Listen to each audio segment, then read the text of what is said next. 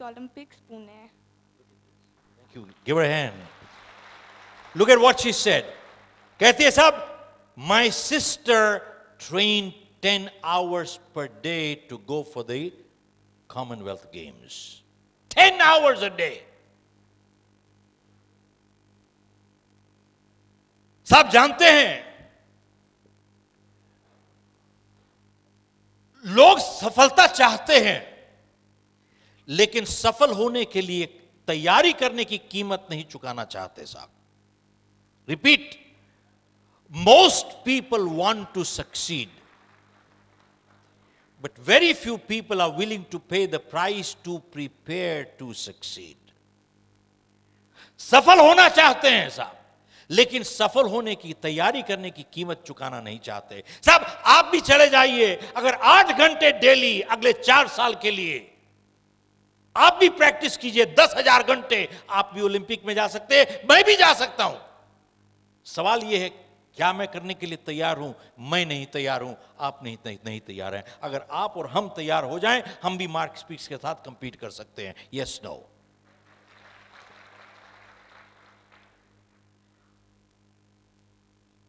साहब 2 साल पहले ओलंपिक से माइकल फेल्प्स का हाथ फ्रैक्चर हो गया था,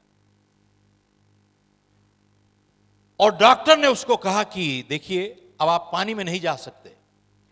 और सवाल यह है कि अगर आपका हाथ जुड़ जाए तो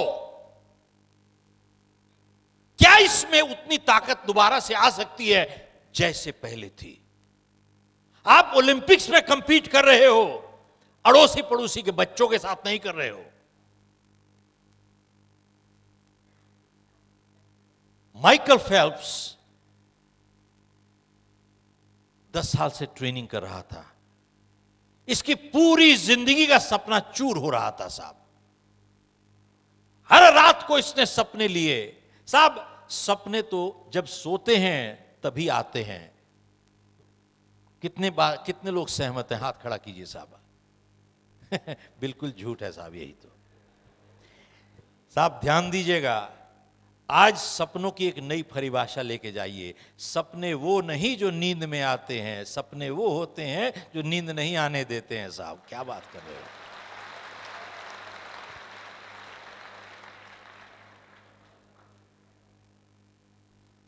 माइकल फेल्प्स ने अपनी जिंदगी का सपना देखा टूटते हुए. बोला साहब, मैं पानी में जाऊंगा, हाथ इस्तेमाल नहीं करूंगा, पांव इस्तेमाल करूंगा. साहब ट्रेनिंग करता रहा माइकल फेल्प्स. उसके बाद 2008 में बीजिंग में इसने मार्क स्पिट्ज का 36 साल पुराना रिकॉर्ड तोड़ा और 8 गोल्ड मेडल जीता साहब. ये 8 गोल्ड मेडल, और 8 में से एक इवेंट थी 100 मीटर्स बटरफ्लाई स्ट्रोक.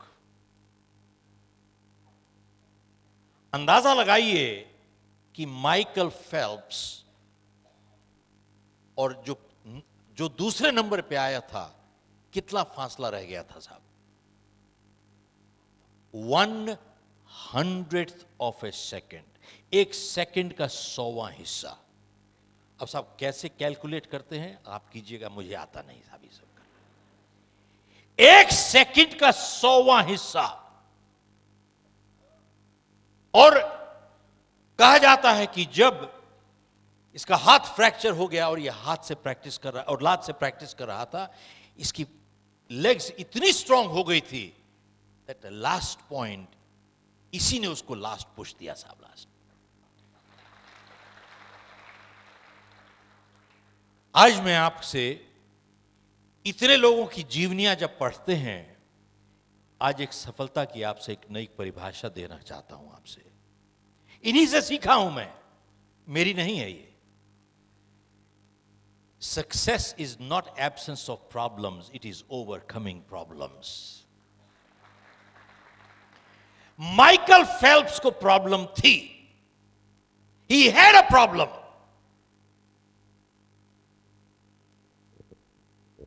सब समस्या के ना होने को सफलता नहीं कहते. समस्या के ऊपर काबू पाने को सफलता कहते हैं। He had a problem. और सफलता इससे नहीं मापी जाती कि जिंदगी में हम कितना ऊपर गए। सफलता इससे मापी जाती है कितनी बारी गिर के उठे, उसको सफलता कहते हैं साहब। सफलता इससे नहीं मापी जाती कि दूसरों के मुकाबले हम कैसा कर रहे हैं। सफलता उससे मापी जाती है कि हम अपनी क्षमता के हिसाब से कैसा कर रहे हैं। आप देखिए, एथलीट कभी दूसरे के साथ कंपीट नहीं करता, वो अपना ही रिकॉर्ड तोड़ता चला जाता है परमानेंटली साहब। बार बार अपना रिकॉर्ड तोड़ता चला जाएगा साहब। वो अपने आप के साथ कंपीट करता है साहब।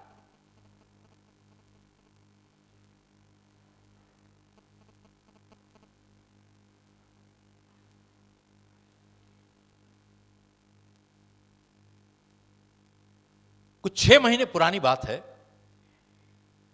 सिंगापुर में मैंने अखबार पढ़ा तो उसमें लिखा था कि तकरीबन 50%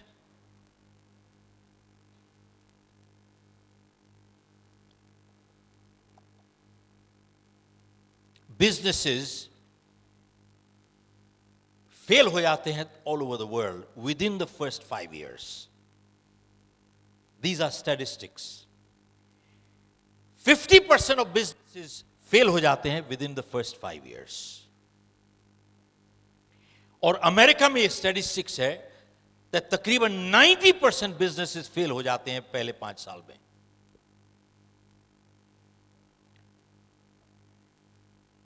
और उस आर्टिकल में लिखा था कि जिस तरीके से इंफॉर्मेशन, आज स्पीड है इंफॉर्मेशन की, लोगों को मुश्किल हो गया है साहब to keep up with the pace today. हम जैसे आदमी छोड़िए जिसके अब बाल सफेद हो गए।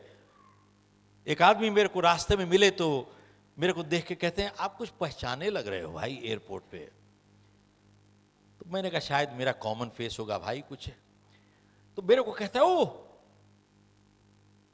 आप वैसे लगते हो जिसने किताब लिखी है, वो कुछ उसका कोई रिश्ता तो नहीं है। हाँ, मैंने कहा साहब वो मेरा बेटा है। हाँ, बोले हाँ उसके बाल काले हैं साहब, किताब बाल काले। मैंने कहा साहब तो anyway, leave aside people like me who's got white hair, but even the younger generation is finding hard to keep up with technology. बहुत मुश्किल हो गया है साहब। और उस आर्टिकल में लिखा था कि स्पीड ऑफ टेक्नोलॉजी जिससे बढ़ रही है, हर क्लास जो आज ग्रेजुएट कर रही है वो पिछली क्लास से थोड़ी ज्यादा नॉलेजेबल है। रिपीट करता हूं साहब, आज हर क्लास जो ग्रेजुएट हो रही है वो पिछली क्लास से थोड़ी ज्यादा नॉलेजेबल है। ये स्पीड है टेक्नोलॉजी की। ये पॉजिटिव साइड है, that they are little more knowledgeable than the previous one. The flip side is within 2 years इनकी नॉलेजेबल ऑब्सोलीट हो जाएगी साहब। 2 साल के अंदर इसकी नॉलेज भी ऑब्सोलीट हो जाएगी। और उस आर्टिकल में लिखा था कि आने वाले टाइम में, साहब ध्यान दीजिएगा, आने वाले टाइम में सिर्फ वही लोग सफल हो पाएंगे जिनके पास 2 काबिलियत होंगी साहब।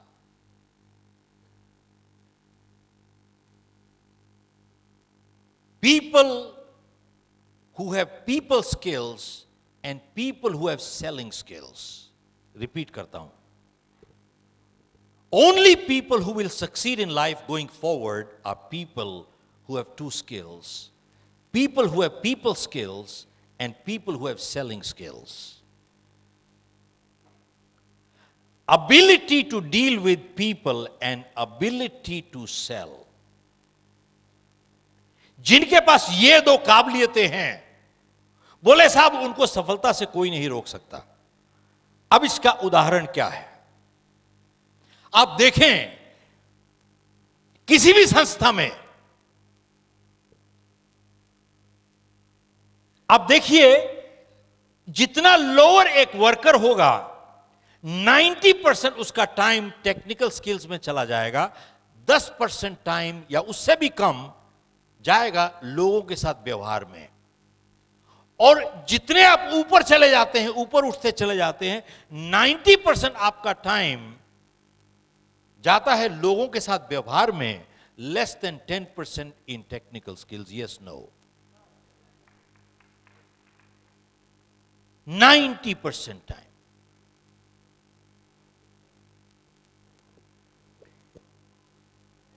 यूएस में एक लीडरशिप मीट हुई, तो वहां पे कुछ लोगों को, गिनती के लोगों को बुलाया, तो हमारे को भी बुलाया हुआ था। वहां 5 दिन की लीडरशिप समिट थी।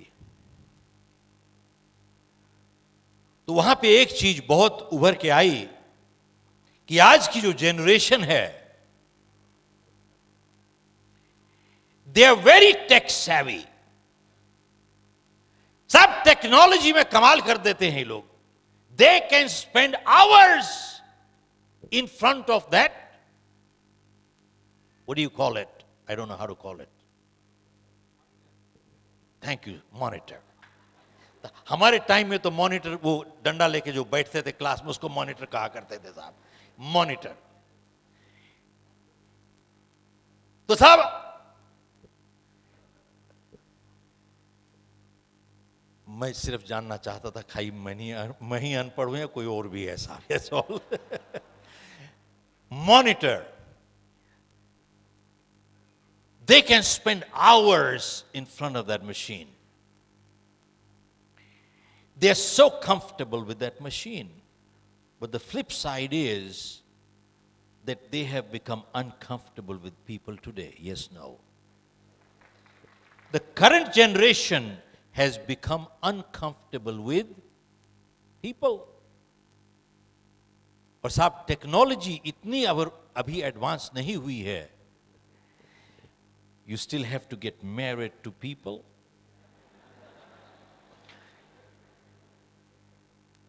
You can't have babies from computers as of now. आगे आने वाले टाइम में क्या होगा पता नहीं साहब। You have to live with people.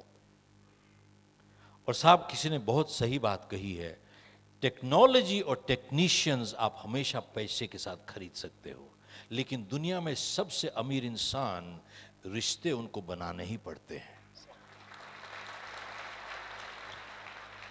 सब टेक्नोलॉजी और टेक्नीशियंस पैसे के साथ हमेशा खरीद सकते हो आप, लेकिन दुनिया में चाहे जितना अमीर इंसान हो जाए, रिश्ते उसको बनाने पड़ते हैं साहब।